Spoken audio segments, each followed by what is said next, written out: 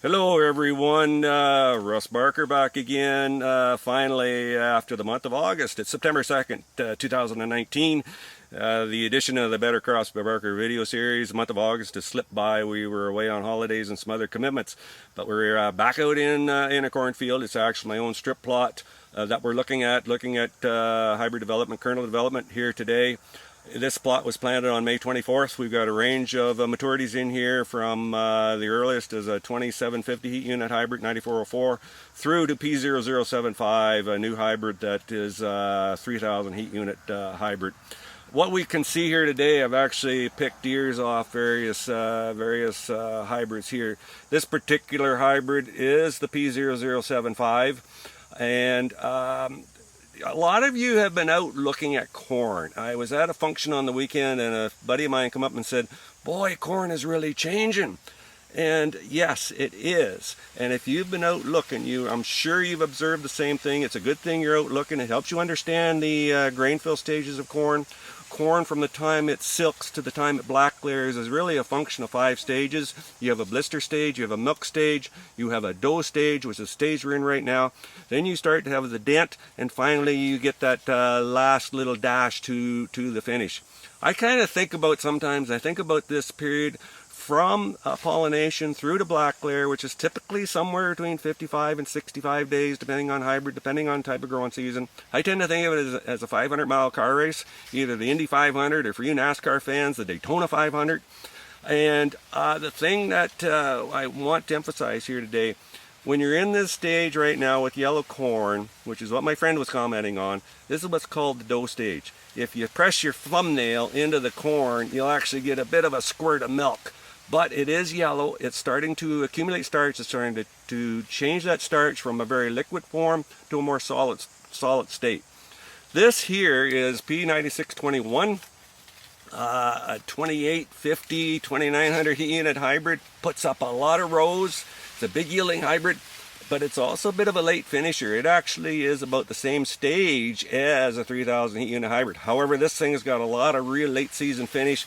It'll ultimately end up being drier than that 3000 heat unit hybrid P0075 when we get to final harvest. I'm sure of that.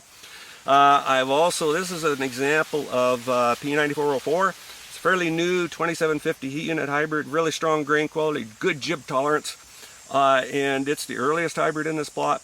And it is definitely, at the moment, a little bit further advanced. When you press your thumbnail into it, you don't get quite the same spurt of milk, so it's coming along. To get back to my analogy of the 500 miles, once we're in this stage of dough corn, when the starch starts to transform from liquid to more solid state, people start to think, well, we're getting there, and we are, but from a dry matter accumulation point of view, we are only about 30 to 35% of the total dry matter accumulation that's going to finally end up in the kernel. We're at the dough stage, we're about 30% of the way there. People, once they start to see dent corn, they get excited. Well, we're almost there, we're getting there. Well, even when you get the start of the dent stage, you're only 45% of the way. You only get 45% of the dry matter, final dry matter accumulated in that corn. So if you look at a 500-mile car race, you get the dent, you're basically at mile marker 250. You still got quite a ways to go. But nonetheless, at least once you get the dent, you're starting to get down into the bottom half of the race, and prospects start to look a little better. Speaking of prospects, if there's a lot of kernel counts being done and people kind of thinking and talking about kernel counts, I take this video using an iPad. We have an app on the iPad that you can take pictures of cobs, and it'll very quickly calculate the projected bushels per acre. The thing about kernel counts, I'm not a huge kernel count fan, because on a year like this where we're going to be pushed for test weight and pushed for final weight, just because we're filling corn at the tail end of September, and our daylight hours shrink and our heat gets a little cooler, so we don't get the real final big push of dry matter accumulation into the year. In a year like this, we typically, with kernel counts, overestimate yield. And you get a full season year where grain fill happens earlier in the summer, that same kernel count will tend to underestimate yield. It's something kind of interesting to look at, but I don't get too hung up doing it. However, if you like to play with it, we've got an app that's really simple and quick to do that, and it's kind of fun at times. So, the prospects for corn, this corn here I'm standing, as I mentioned, was planted May 24th, and even corn that was planted June 2nd through to June 8th. If you backed up your maturity by a couple hundred heat units, that's about the amount of heat you're behind from the planting date that I'm standing in right here. But if you've backed up your maturity, I think you've got a pretty good prospect, at least, of having mature corn, assuming we get through Thanksgiving to the middle of October without a killing frost, and at least for now, there's no threat of that happening. So I think as corn, it's going to be a respectable crop.